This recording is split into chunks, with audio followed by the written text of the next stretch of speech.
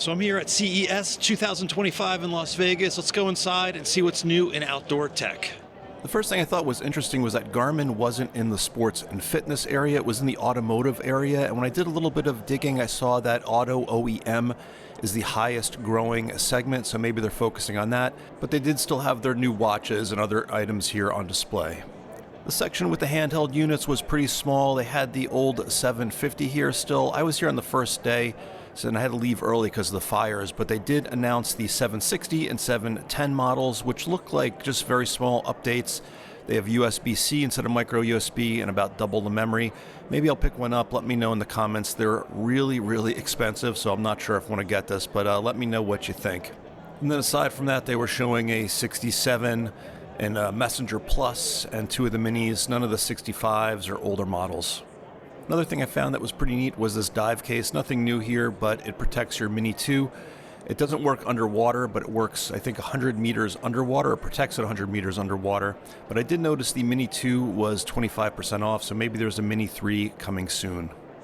Garmin also had their new Instinct watches. They have the Instinct E, which is, I think, the older model repackaged as a newer model. But more interesting to me was the new Instinct 3 Solar, which is supposed to have unlimited battery life with the solar power, so that's pretty cool. Maybe I'll check one of those out. And the other one is the new Instinct 3 AMOLED, which looks a lot like the Garmin Fenix 8, same type of screen and everything. I think if you have your heart set on a Fenix 8 experience and you don't care about the maps or the most advanced sensors, this Instinct 3 AMOLED might be your move. I stopped by the What 3 Words booth. These guys have more integrations with different rescue and emergency services around the world, mainly the UK and the US, but some others as well. I did a video on this a while ago. The basic idea is that you locate your position and you can share it with emergency services using 3 words instead of a latitude and longitude. I had a chat with the folks at MyRadar. It's an app that I wasn't familiar with. What I liked about it was it could push you weather alerts if there is something dangerous in your area, only cellular right now. Evidently the technology is so advanced they can detect the size of the hail. If there's a hail warning, they can tell you if it's dangerous hail or not dangerous hail. I'll check this out in the future. It looked pretty interesting. There was definitely a lot of cool automotive tech and cool tractors and all that fun stuff, but nothing else for the outdoors here. So I took the Tesla Loop, which I didn't know about, tunnel that goes underground, over to a different pavilion where they had sports and fitness gear. First thing I noticed was there were a decent amount of exoskeleton companies. These are assisted walking devices, kind of like an e-bike for walking. I saw them in all shapes and sizes. I eventually went over to the Wii Robotics stand and they let me try it out.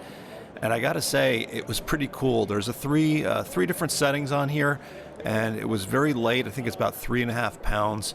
And it just goes onto your body and you can tweak the settings. And essentially what it does is it lifts your legs up.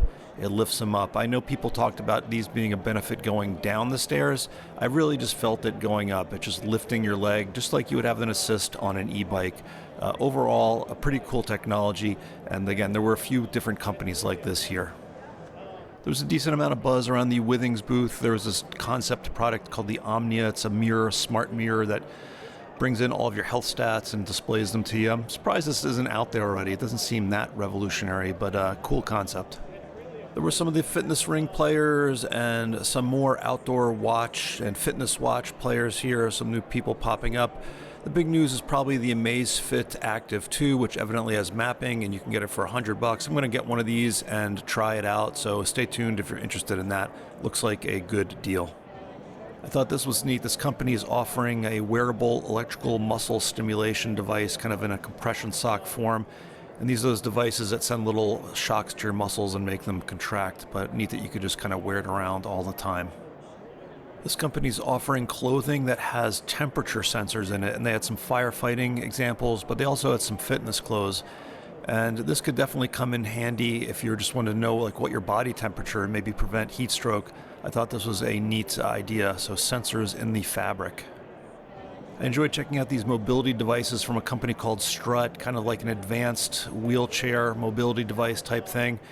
I could definitely see a rugged or off-road version of this opening up a lot of trails to folks who normally wouldn't be able to experience them. So this is a company called Strut. There was a company from Ukraine showing off drones, and look at these things. These are pretty scary looking. Obviously, they are honing this technology over there, but I can only imagine if one of these things is hovering above you. Probably not good news, but drones from the Ukraine. All right, guys, I hope you enjoyed this. Let me know what you liked in the comments, and I'll see you in the next video.